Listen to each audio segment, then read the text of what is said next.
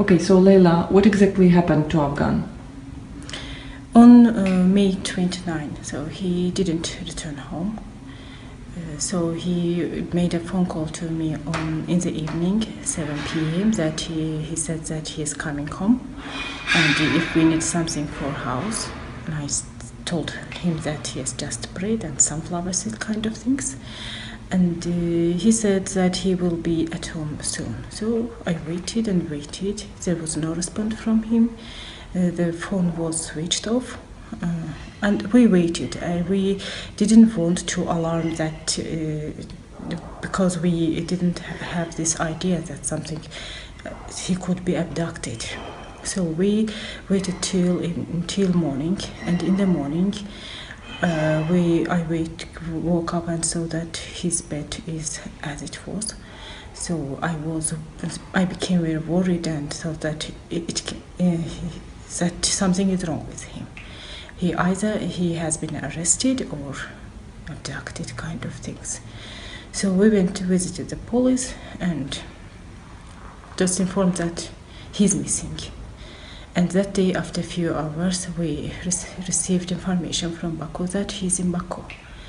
And later he informed us through lawyers that he has been abducted in 100 meters away from our house by unknown people who were in masks and in the uniform of the criminal police of Georgia.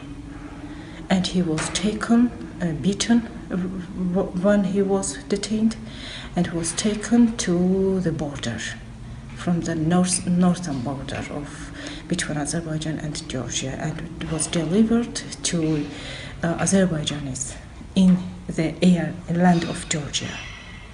Why do you think this could happen? Why Azerbaijan needs Afgan? What his was expertise? What he was doing? So he fled to Georgia in January 2015 because of these crackdown oppressions to NGOs and the journalists in Azerbaijan. Radio Freedom's office closed that down. Khadija was arrested. Our other NGO people was arrested, and the bank accounts of all these people was frozen. So he received an unofficial information that he will be arrested as well. That's why he fled Azerbaijan immediately. So after 2015, after he arrived to Georgia, he's an investigative journalist. He started investigate Azerbaijan top state officials' investment to Georgia. And it turned out that the first Ilham Aliyev's family members had hotels in Tbilisi, that he investigated their stake in Georgia's bank sector, and it turned out that they even have these big cargo companies in Georgia. So each was related to the family, to the members of the first family. And plus, Afgan was the first journalist who explored first family's business in Georgia. There wasn't any investigation from Georgia on this field. So plus he was very active and critical in his Facebook posts. He was openly criticizing the relationship between Georgia and Azerbaijan, democracy, gas interest, energy interests. And he was very active because after 2014, because of crackdown in Azerbaijan, a lot of journalists and activists fled to Georgia, and they create some community in Georgia, and he was one of the main persons who gathered them and created this community in Georgia, in Tbilisi.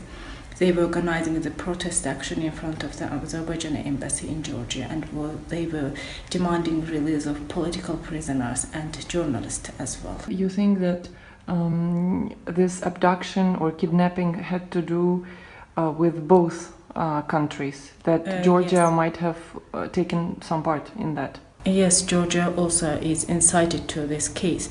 We have a lot of reasons to think like that. If we think that if just few small criminal group had abducted him, the police would be very motivated to investigate and explore those people, those persons who abducted him in the street.